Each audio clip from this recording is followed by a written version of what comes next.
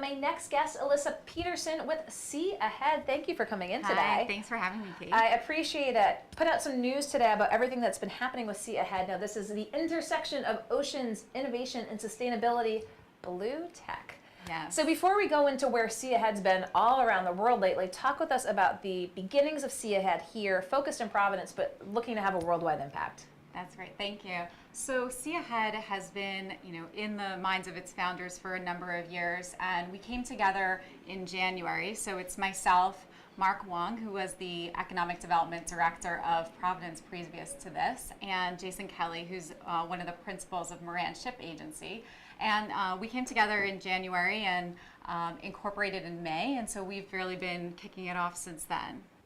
And so talk about this, the intersection of oceans, innovation, and sustainability. I mean, blue tech, Yes. everyone hears about, the green economy. This is Yes, the blue economy. Are there parallels there, this sort of environmental focus and bringing businesses and urban areas in to, again, keep the health of the oceans? Absolutely. So we view blue tech like clean tech was 20 years ago. So 20 years ago, nobody had heard of clean tech.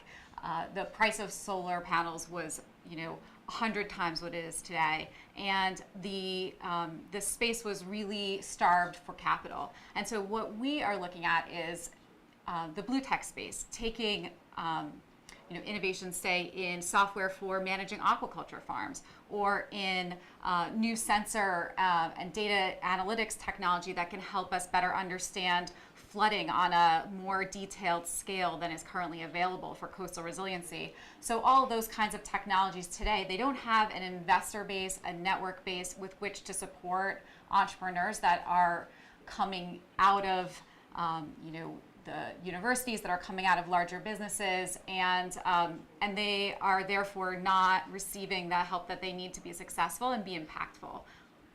So based here in Providence, and again, you've been around the world lately with having an impact. I mean, does this have a potential, blue tech here being where it is in Rhode Island with SeaAhead just launching, for a major growth expansion?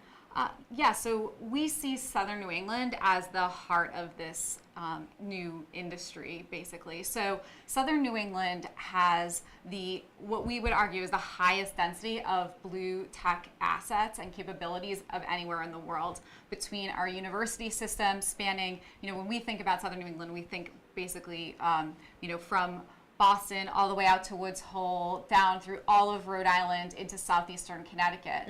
And in that space, you've got universities, URI, UMass Dartmouth, MIT, Woods Hole, and then you've got Brown, and you've also then have the government, the Naval Undersea Warfare Center, the Coast Guard R&D, and you have a really strong base of industry players as well. The offshore wind industry is going to be headquartered in this region, right? Because you have, 15 gigawatts potential of offshore wind off the northeastern coast of the U.S. We often have Deepwater in here to talk about where they've been and where they're going. Speaking of going, the recent newsletter from SeaAhead, Halifax, Brussels, and Athens. So Yes. Let's talk about this now worldwide reach, as you said, Southern New England really being sort of the center, but branching out and what the discussions have been around the world. Let's start up north in Canada. Great. So I went to Halifax at the beginning of June, and I was there for the opening of their Cove Center, which is very similar to what we're looking to achieve with SeaAhead, in that it's a center for new blue tech related companies and blue economy companies, and they have a space within that facility for startups who are looking to grow their businesses, but they also house larger companies in that space as well, and they have prototyping and that kind of thing. So it was really exciting to go there, see what they're doing, and think about how the parallels are there for for us, especially given they're only an hour flight away from Boston. So They're close. So here representing Rhode Island, who else was there all around the world? Yeah, so there were people there from England. There's a good group from New England that came with us. We had 2 or 3 startups, a couple of established companies that were also in the New England contingent that was brought up by the Consulate of Canada.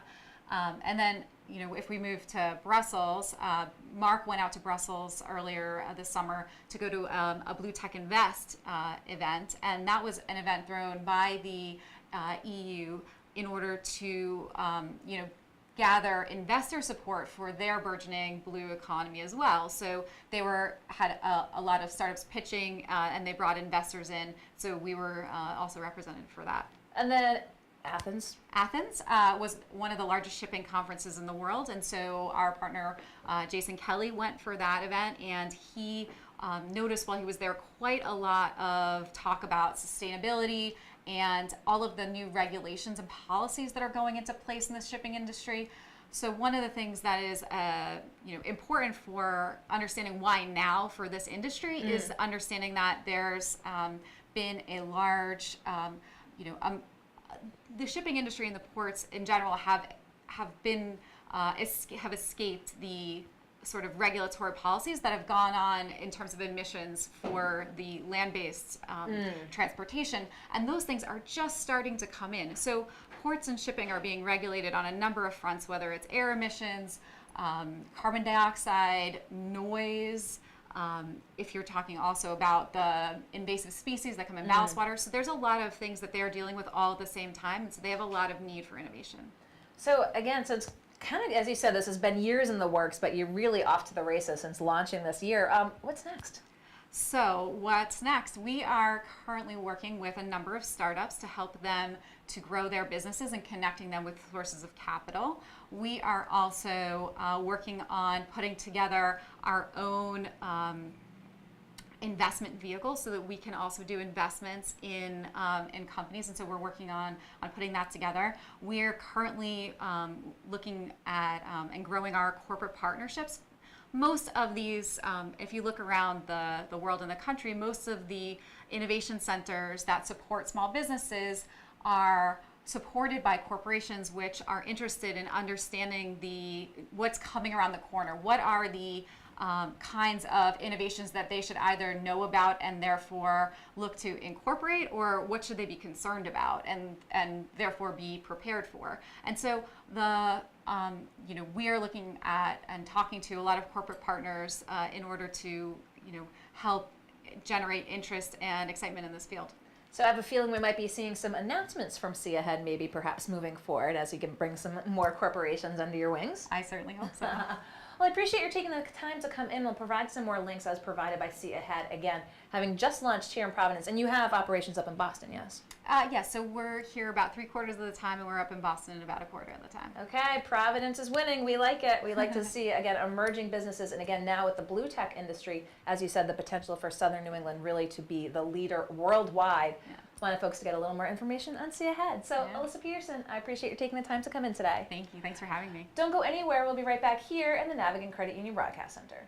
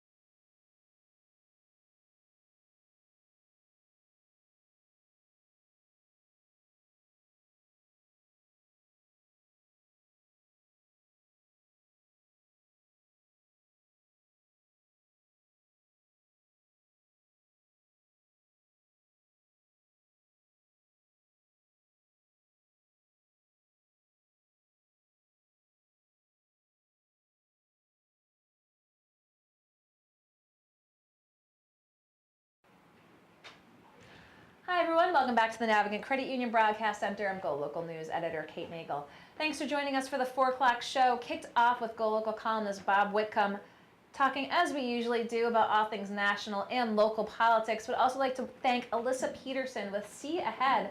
Again, this is an emerging leader in the blue tech economy based here in Providence. But since starting here in 2018, they've been all over the world, from Halifax to Brussels to Athens.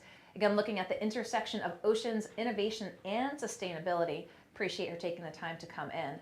We'll be back in the studio tomorrow with more GoLocal Live. But in the meantime, check out GoLocalProv.com. Latest story, Sean Spicer, Rhode Island native, former press secretary for Donald Trump, His book tour coming to Rhode Island, the BJ's Wholesale event in Seekonk was canceled. It's still taking place here at Barrington Books. You can read more about that on GoLocal, and of course, keep watching us on Facebook as well. We look forward to seeing you back here tomorrow on Thursday, but in the meantime, have a great Wednesday night. I'm GoLocal News Editor Kate Eagle.